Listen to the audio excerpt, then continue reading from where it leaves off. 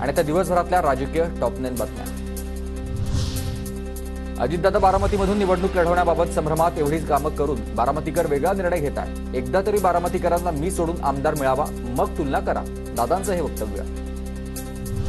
अजितदादा बारामतीमधूनच लढणार, ते बारामती सोडतील असं वाटत नाही। लोकांच्या सहानुभूतीसाठी अजित पवारांचा प्रयत्न, निवडणूक न लढवण्याच्या दादांच्या भूमिकेनंतर आव्हाडांचा टोला। शरद पवारांनी कधीच अर्थखातं सांभाळलं नाही, मात्र मी अर्थमंत्री झाल्यावर निधी कसा देता येतो हे समजलं। बारामतीच्या सभेत नाव न घेता अजित पवारांचा शरद पवारांवर निशाणा। शरद पवार 4 वेळा मुख्यमंत्री होते, अर्थमंत्र्याला मुख्यमंत्र्यांच्या हाताखाली काम करावं लागतं। अजितदादा अजून मुख्यमंत्री न झाल्यानं ताकद काय त्यांना कळली नसेल, आव्हाडांचा पलटवार। मुलगी निवडून आली तर मला गर्व होईल, मी स्वागतच करेन आणि धर्माराव बाबा आत्राम यांचं हे वक्तव्य आहे। तर नदीत फेका म्हणजेच बाजूला फेकून द्या असं म्हणाल्याचं आत्राम यांच्याकडून स्पष्टीकरण।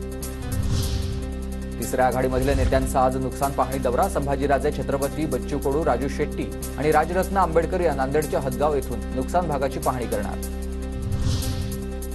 तिसऱ्या आघाडीमध्ये जरांगेंना घेण्यासाठी प्रयत्न, तिसऱ्या आघाडीच्या चर्चेसाठी भेट घेतल्याची संभाजीराजे छत्रपती यांची माहिती। तर सत्ता आल्यास शाहू महाराजांसारखं आरक्षण देण्याचा प्रयत्न करणार, संभाजीराजेंचा दावा।